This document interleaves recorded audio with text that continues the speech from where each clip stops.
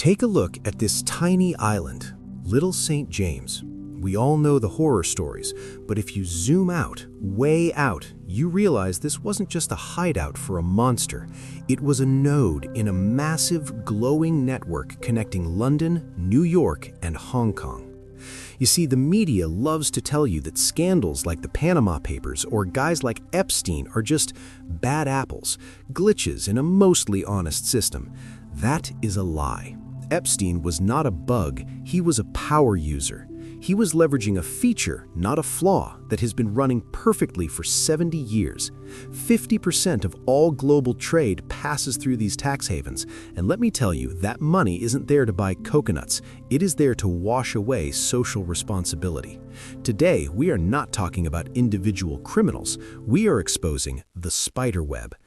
It is the British Empire's greatest legacy, and right now, it is siphoning trillions of dollars directly from your pocket every single year.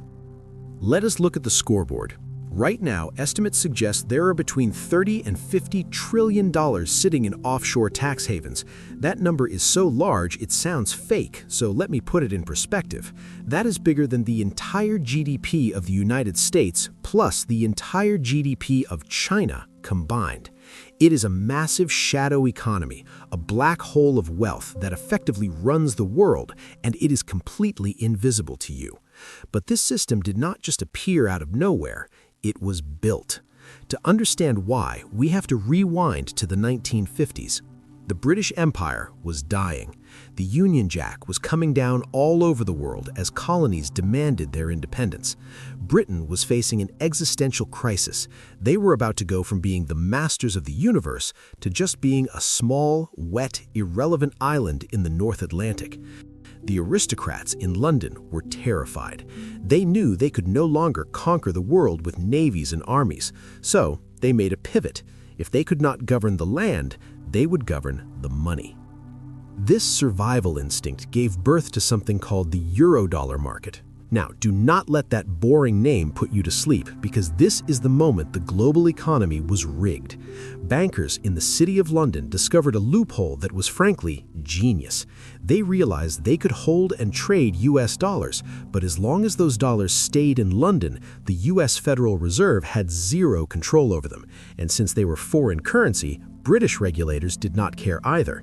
It was a perfect legal vacuum, a massive gray zone where the world's most powerful currency could be traded with no rules, no reserve requirements, and most importantly, no questions asked.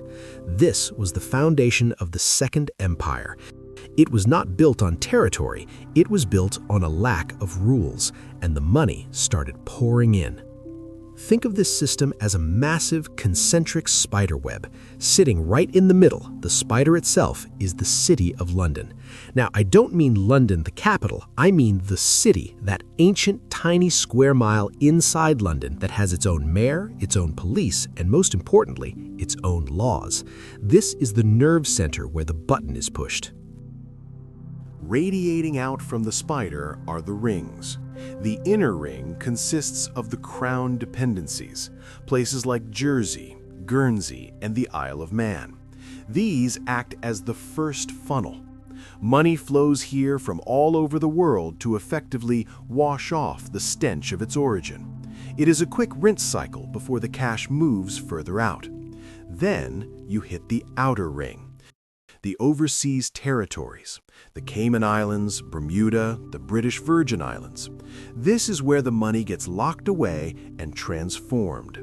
It is no coincidence that the British Virgin Islands is where Epstein did his banking. These places operate under a terrifying legal fiction. They claim to be independent jurisdictions, yet their highest court is in London, and their governors are appointed by the king. It is a brilliant scam. The laws on these islands are not written by the locals. They are drafted by expensive lawyers in London skyscrapers, specifically designed to bypass the laws of other nations. They created the ultimate weapon, called the trust, a legal instrument that allows you to separate the benefit of an asset from the ownership of it. That means you can own a skyscraper, a yacht, or $1 billion in stock, but your name appears on absolutely zero pieces of paper. You do not exist. The money is technically owned by no one, and yet it is fully controlled by you. This is not a loophole. It is a trap door built into the global economy, and only the rich have the key. You probably think the villains of this story are the billionaires, the tech moguls, or the oligarchs stuffing cash into suitcases. Wrong. They are just the customers. The manager of this casino is the City of London Corporation. This is not your average city council. It is the oldest continuous local government in the world. It predates the British Parliament, and frankly, it acts like it is above it. While you're busy voting for politicians who promise to fix the system, the City of London operates outside the standard democratic process. They even have an official agent, a shadowy figure called the Remembrancer. This guy actually sits inside the House of Commons, right behind the Speaker's chair. His job isn't to represent the people.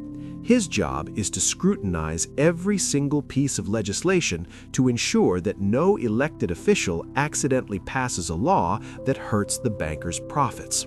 Democracy is cute, but in the city, money is the only vote that counts.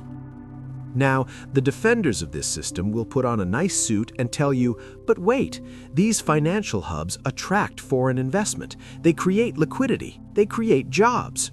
That is complete malarkey. These places do not create wealth. They extract it. It is not investment. It is capital flight. Let me explain how the sausage is actually made using a simple diamond mine in Africa. A company digs up a rough diamond worth $1,000. Do they sell it to the market? No. They sell it for $10 to a shell company in the Cayman Islands. On paper, the African mine made no money, so they pay zero tax to the African government for their schools or hospitals. Then, that shell company in the Caymans sells the diamond to a jeweler in New York for the full $1,000. The $990 of profit stays in the Caymans, taxed at exactly 0%. The country that actually owned the resource gets nothing. You, the consumer, pay full price. The only thing that got developed was the bank account of a guy in London. This is the spider's web in action. It is a vacuum cleaner designed to suck value out of the poor and deposit it safely into the vaults of the untouchable. You might be sitting there thinking, okay, this is terrible, but I'm just a guy watching YouTube. How does this actually hurt me? It hurts you every time you look at your paycheck. You see, when giants like Amazon, Google, or Starbucks shift their profits to Ireland or the Caymans to pay virtually zero tax, the government still needs money. They still need to fix the potholes, build the schools, and pay the police. So where does that missing money come from? It comes from you. The gap in the budget is filled by raising your income tax and your sales tax. Your tax rate is high because their tax rate is an illusion.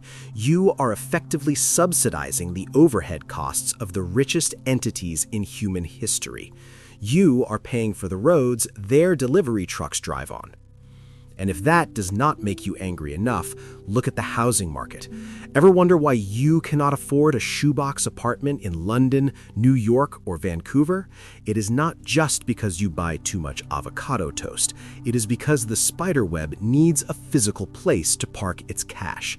Dirty money from Russia, China, and the Middle East floods into Western real estate. They do not buy homes to live in them. They buy them as safety deposit boxes made of concrete.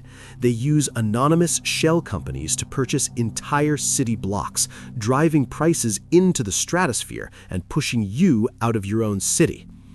So, here's the cold shower. Stop waiting for fairness. Fairness is a fairy tale invented to keep poor people in line.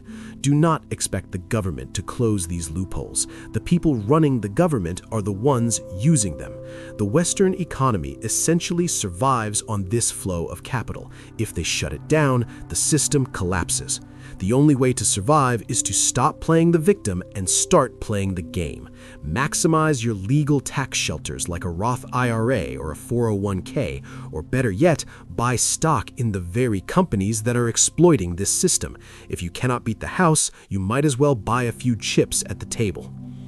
Here's the terrifying truth to leave you with. This system is not dying, it is mutating. While regulators are busy trying to audit paper trails from the 1980s, the spiderweb is upgrading to fiber optics. We are seeing the rise of the digital tax haven, crypto, DeFi, and unregulated stablecoins. The tech bros pitch this as financial liberation for the masses, but the old money in London, they see it as a gift from God. It's the same game, just faster, harder to trace, and completely borderless. The Cayman Islands used to be a place you had to fly to. Now it's a server farm you can access from your phone. The walls of the maze are getting higher, and the exit is getting harder to find.